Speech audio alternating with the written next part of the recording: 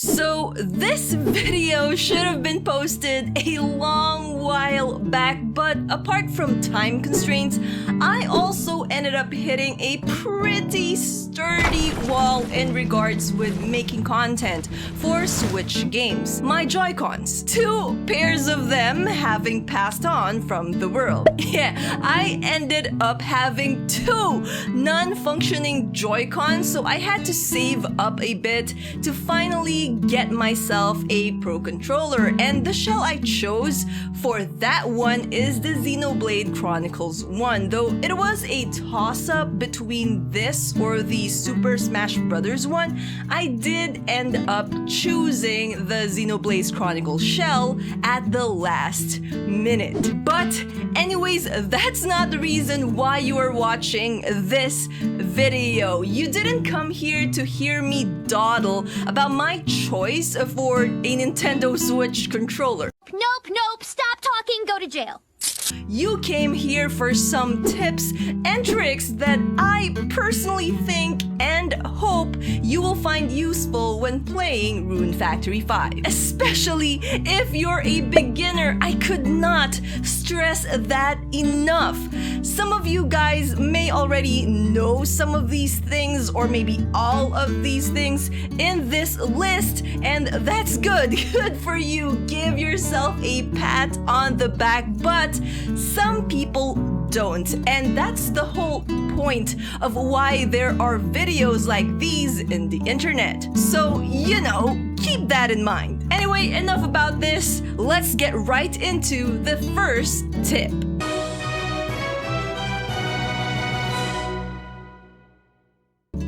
This is something that may have also left a lot of you scratching your heads at one point, and one of the things that could easily be overlooked, especially when first starting out Rune Factory 5. It is the wardrobe and its placement, which is pretty important, especially when you finally decide to obtain more furniture to customize your room and add more functionality to it. You will find the game won't let you, telling you that you have no more storage space on it. Unless you've moved the wardrobe somewhere else, you won't be able to buy anything from Palmo's studio. So be sure to interact with the wardrobe as soon as you can and place it somewhere else. On that note, make sure that no other furniture is lying on the platform found outside the Seed headquarters or inside Studio Palmo. Also note that you can get a free cooking set from Palmo after talking to him a second time, so be sure to pick that one up as well.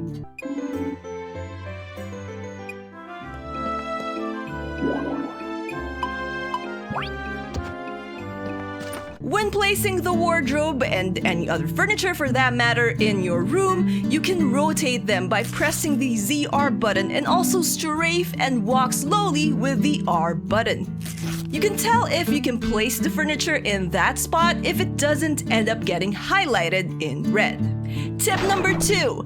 At the beginning, you will find the need to forage, and although forageable items can quickly respawn in this game, I don't think anyone will complain about finding more of them, especially if some of the items you can obtain are items that may not yet be available for you to buy in the stores or obtain normally. You can find these items by destroying the boxes scattered in the town of Rigbarth, and although you are not given 100% guarantee that you will obtain any items from them, I highly suggest going at these boxes anyways, since you can get fish, equipment, flowers, even seeds from them, and they do spawn regularly.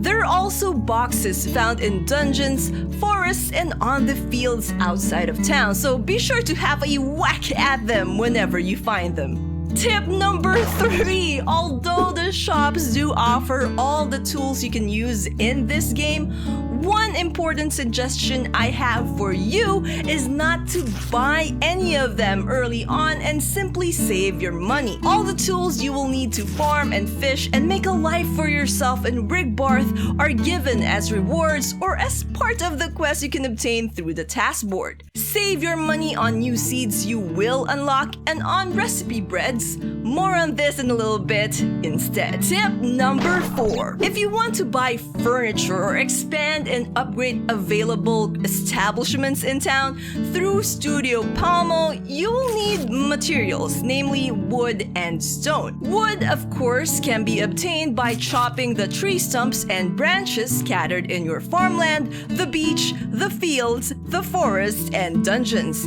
Same is true for the stone that you can obtain by smashing rocks and boulders. Unlike Harvest Moon or Story of Season games, you don't need to upgrade your axe or hammer to chop or break open the stumps or boulders. Instead, you will just need an ample amount of RP or rune points to cut them apart or break them open. Once you have gotten them and placed them inside your pack, you can simply interact with the lumber and stone box that you can obtain early on to dump all the materials in your pack, which is a great time saver. Of course, you can also just throw them in whenever you are facing the box if you so desire. Tip number 5. Weeds may seem like the most useless thing in the game, but they're not. They actually help your soil and your crops, giving you high level yields and keeping them healthy. How do they do so? By acting as fertilizers. To use weeds as fertilizers, you simply need to progress the game enough to obtain the fertilizer bin, where you can chuck all your weeds, dried or otherwise, in. Collect all the weeds you can find in your journey and turn them to fertilizer to keep your soil healthy. Tip number 6. A type of seed that you won't be able to purchase anywhere are the tree seeds. So how do you obtain them and plant trees for your own? Well, there are places in the game where these seeds spawn, and all you need to do is head to those places and find the hidden seed that spawns there. Be sure to bring a monster or a villager along so that you can find these hidden seeds and hidden items in general. What seeds you can get, or item for that matter, is random. The higher your searching skill is, however, the better chance for a seed or a better item. At the beginning of the game, you can immediately get said seeds if you head to this particular area in Forest Woodlands. You can also find another tree seed spawn point in the Kelv Volcanic region area.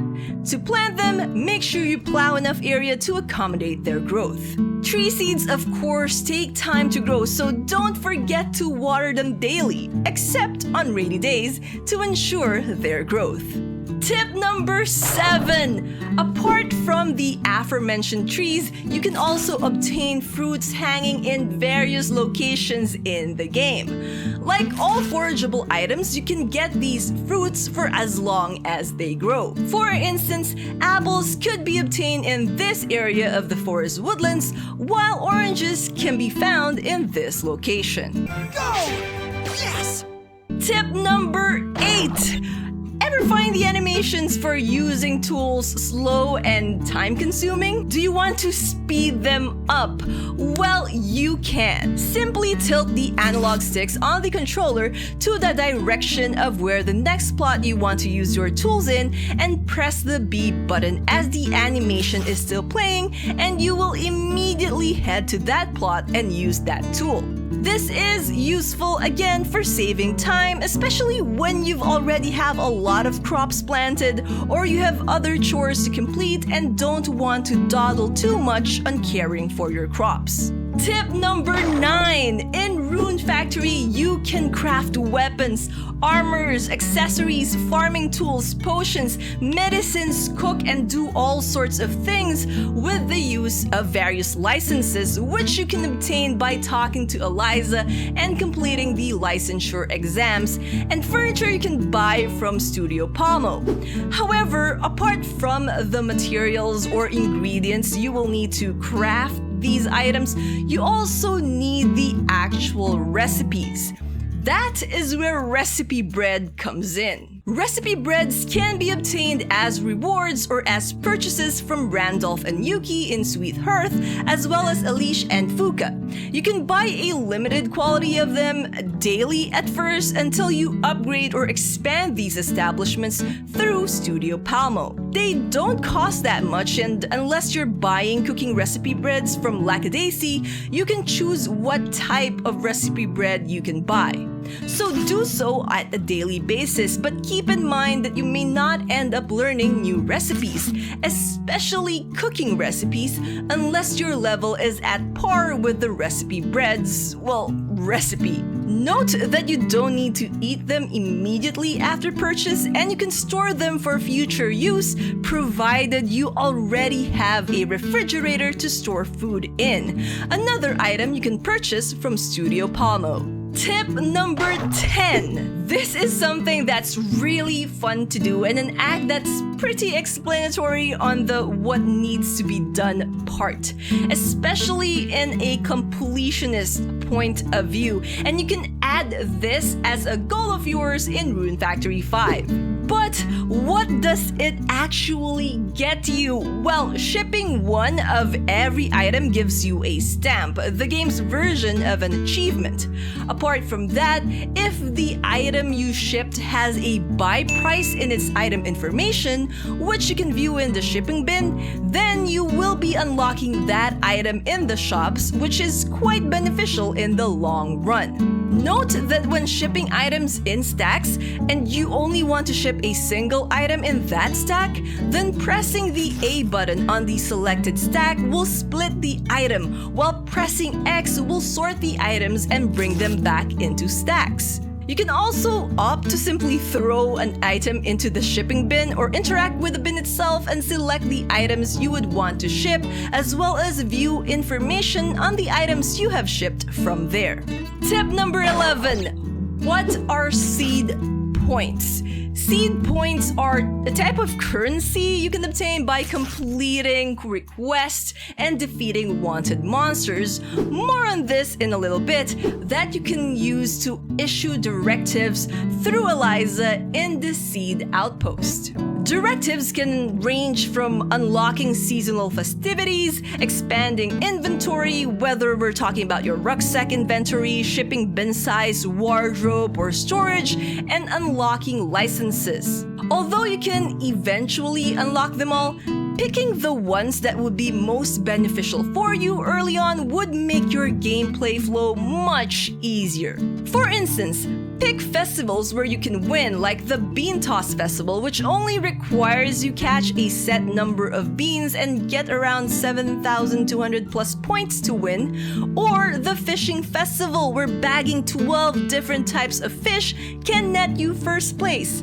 or festivals where you can easily increase the affection rating of all the characters in the game. What I would suggest as well is that you expand your rucksack size as soon as you get enough points to do so before you do spend your seed points elsewhere. We are already halfway through this list, and one of the most important tip I could give you when it comes to Rune Factory 5 is to subscribe to this channel. I'm currently hoping to reach 5,000 subscribers before this year ends, and I feel like I could reach it, but of course, I need your help. Help me. So if you haven't subscribed yet, please do so and hit that red subscribe button. Also, make sure to tap that sweet bell icon to enable notifications so you won't miss any of my Rune Factory 5 videos. It would mean so much to me if we can get to 5,000 subscribers or more within this year, and maybe also leave a comment and a like to this video if you have time. That would be awesome. Will you help me? Anyways, let's get right to the real Rune Factory 5 tip. The wanted monsters list. They are, as the name suggests, a list of monsters scattered around the different regions of the game that you can hunt down in exchange for items, seed points, and seed rank experience points from Livia. This list is unlocked as part of the task board request, and you get to pick which monster you can hunt at a given time. These monsters are a stronger variety of the ones you can encounter normally as part of mobs, and are often depicted with a red aura surrounding them. The point of the wanted monsters list is to not simply defeat the monsters, but capture them with your seed-issued spell seal by pressing the ZL button. From what I have noticed in my own playthrough, you need to lower the target monster's HP down a little as a quarter to even have a chance at capturing these monsters. Of course, like how it is in Pokemon, the lower the monster's health, the easier you can capture them. Note that the rank of your catching skill can also help, and that you have to wait for the spell seal's cooldown to use it again. If you, however, end up killing the monster instead of catching it, you will have to go talk to Livia again and restart the whole encounter by picking that wanted monster on the list once more. Tip number 12. Leveling up the affection or friendship levels of each of the characters in Rune Factory 5 nets you not only with gifts, companions to take with you on your adventure, a chance at romance, and more quests on the task board, but romance stories as well, which are sort side quest-ish stories that expand on the characters a bit. Leveling these points is not hard as well. You can actually just talk to them on a daily basis, and you will see a quick increase in your early days in Rigbarth.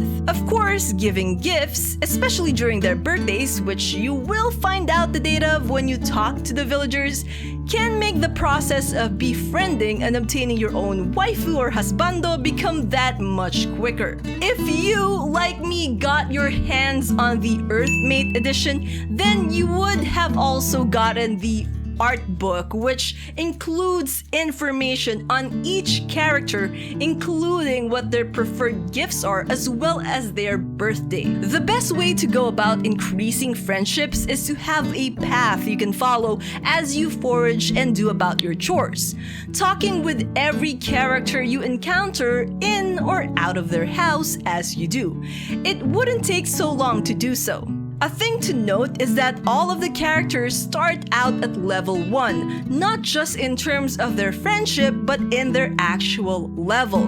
The same level that goes up when you defeat monsters with them. So, be sure to rotate the characters you bring out with you on adventures if you want to get all of them up a decent fighting level. Each of the characters also have their own weapons, fighting styles, and skills.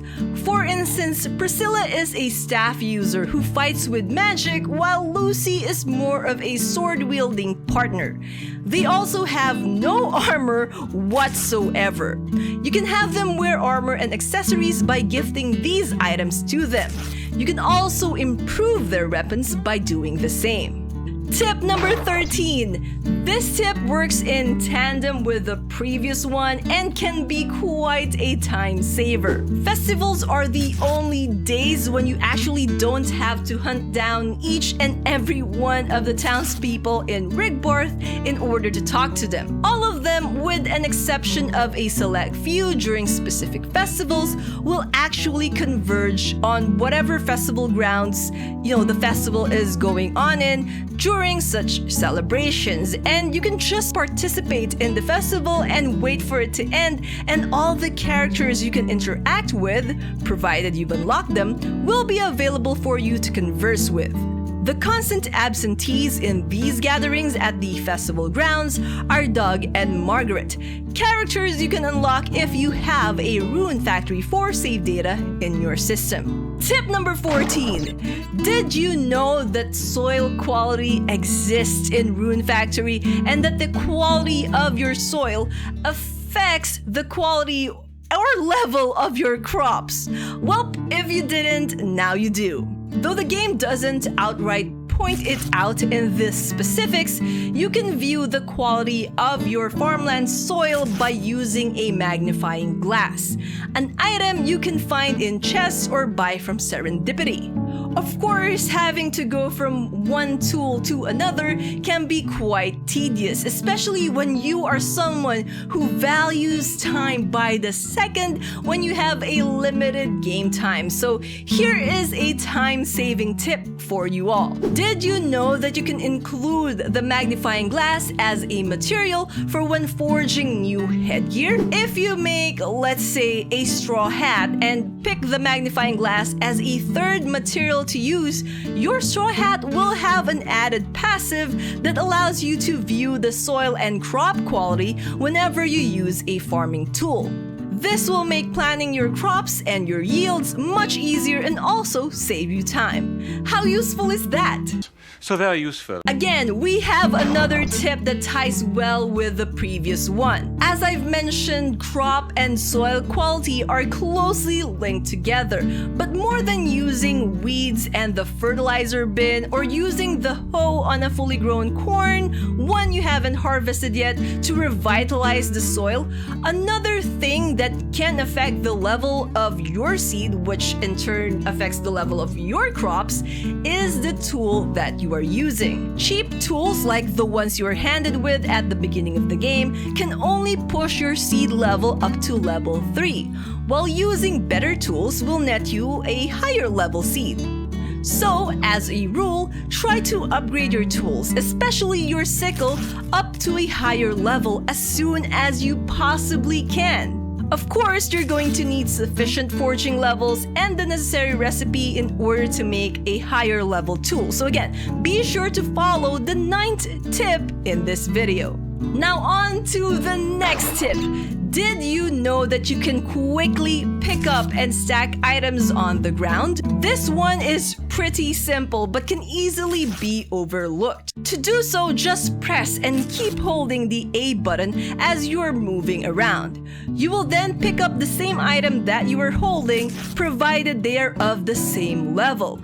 This can be a time saver, especially when you are walking around and want to quickly forage.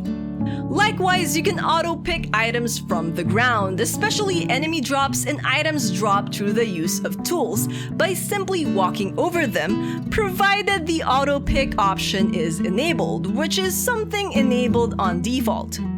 Sometimes you need to wait until there are sparkles on the item for the auto-pick to kick in. Speaking of sparkles, that is another way to tell, even from a distance, that there is an item that can be foraged. Next up, taming useful monsters. Unlike Harvest Moon or Story of Seasons games, Rune Factory features monsters for livestock, and there's no other way to obtain these monsters and by extension their help and their produce unless you go out of your way to tame them. There are two ways to tame monsters.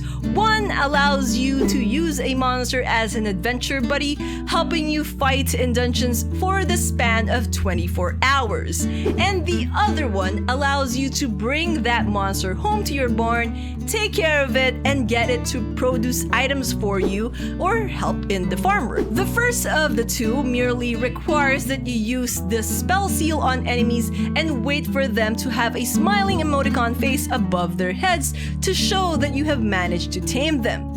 The second requires that you feed a monster the appropriate item that will get it to like you. It can take quite a few items depending on your luck, but you can tell if a monster likes the item by the emoticon that appears above its head. Note that you will also need to have a barn built for you to be able to capture and tame monsters. The barn can be built via Studio Palmo and can house a total of 4 monsters. To get it to accommodate more, you will of course need to upgrade it.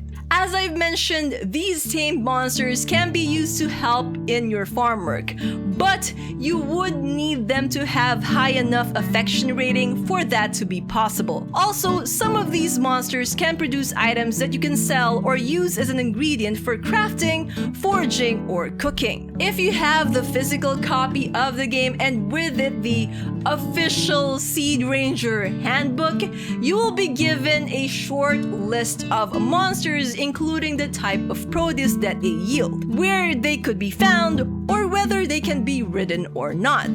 Sadly, what you need to tame them is not included in that information. Next up, emblems. One of the rewards you can get from ranking up as a Seed Ranger are crests or emblems, which are equipable badges separate from your actual equipment that gives you some perks in equipping them. The first one you will obtain is the beginner's crest, for instance, which increases your initial vitality and lets you use the bats to replenish your health and rune points for free. There's also the hint crest, which when equipped lets townspeople give you hints about wanted monsters' locations, or the companion crest, which lets you bring townspeople along on adventures whether you are friends with them or not.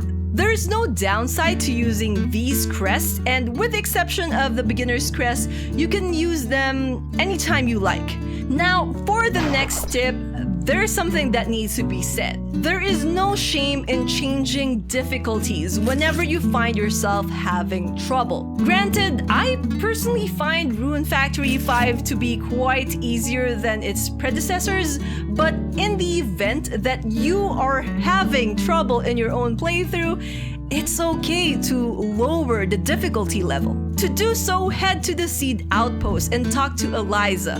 One of the options you will be given is changing the game's difficulty. The default setting is normal, and you can pick whether you want to set it as it is, lower the difficulty to easy, or give yourself more of a challenge with hard. Again, I cannot stress this enough. You don't have to keep playing on the difficulty that the game has on default. Pick the setting that you will get the most enjoyment out of. After all, one of the reasons that games exist is to provide enjoyment as well as entertainment. It's kind of detrimental if you limit yourself on a difficulty that is sucking that enjoyment out. Don't do that to yourself. Now, before we get to the final tip, here are some more useful tidbits for your own playthroughs.